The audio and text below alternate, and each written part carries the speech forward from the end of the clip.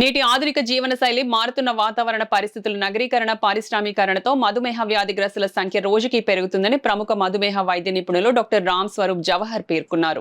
బోట్లబ్ ఉద్యానవనంలో walkers సంఘం ఆధ్వర్యంలో జరిగిన అవగాహన కార్యక్రమాన్ని ఉద్దేశించి ఆయన మాట్లాడారు. నేడు మధుమేహం, అధిక రక్తపోటు, అధిక కొలెస్ట్రాల్ తదితర వ్యాధుల అన్నింటిలో మన భారతదేశమే మొదటి స్థానంలో ఉందని ఆవేదన వ్యక్తం చేశారు. దీనికి ప్రధాన కారణం కల్తీ ఆహారం అని అన్నారు. వ్యాధులు వచ్చిన తర్వాత వైద్యుల దగ్గరికి వెళ్లే కన్నా ముందుగానే పోషకాహార నిపుణుల ద్వారా అవగాహన పెంచుకొని మంచి పోషక విలువలు గల ఆహారాన్ని తీసుకోవాలని అన్నారు. ముఖ్యంగా మధుమేహం వస్తే ఈ లక్షణాలు ఉంటాయని తెలిపారు.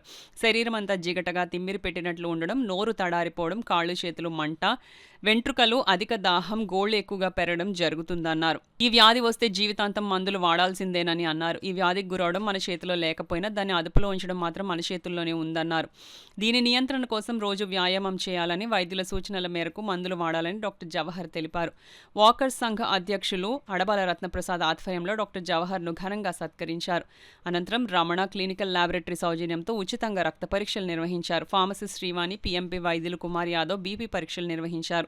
ఈ కార్యక్రమంలో కార్యదర్శి డాక్టర్ దాసరి శ్రీధర్, న్యాయవాది యనమల రామం, పి పాదసారథి, బుద్ధురా సత్యనారాయణరాజు, శ్రీవాణి, కుమార్ యాదవ్, చింతపల్లి సుబ్బారావు, రేలంగి బాపిరాజు, సూర్యనారాయణ తదితరులు పాల్గొన్నారు. అలాగే భోజనం చేసిన బ్లడ్ షుగర్ 141 నుంచి 199 వరకు ఉంటే ప్రీ డయాబెటిక్ అంటాం.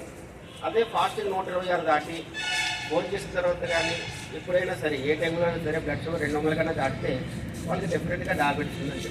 ఆ విధంగా ఈ ప్రీ డయాబెటిస్ కానీ డయాబెటిస్ కానీ చూస్తే 26 కోట్ల మంది వరకు మన భారతదేశంలో ఉంది.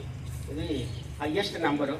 అందుకనే ఇప్పుడు చైనాను కూడా మనం డామినేట్ చేసి ఈ విషయంలో, మిగతా విషయాలు ఎలాగో చాలా విడిపడి ఉన్నాం చైనాతో, బట్ ఈ విషయంలో డయాబెటీస్ విషయంలో మాత్రం ఇప్పుడు number 1 country in the world is India.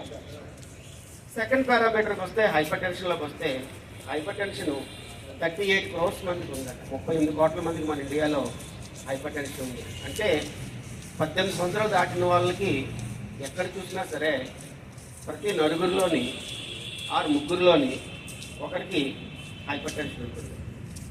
చాలామంది తెలియదు హైపర్ టెన్షన్ ఉంది అని. ఎందుకంటే హైపర్ టెన్షన్ ఏసిమ్టమాటిక్ డిసీజ్, అంటే సైలెంట్కి వెళ్ళాలి. వాళ్ళకి కాంప్లికేషన్ వచ్చే వరకు వాళ్ళకి బీపీ ఉందన్న విషయం తెలియదు. ఛాతీలో నొప్పి రావడం, డాక్టర్ దగ్గరికి వెళ్ళడం, బీపీ చూస్తే 150, 100, లేకపోతే 160, 100, లేకపోతే 200, 100.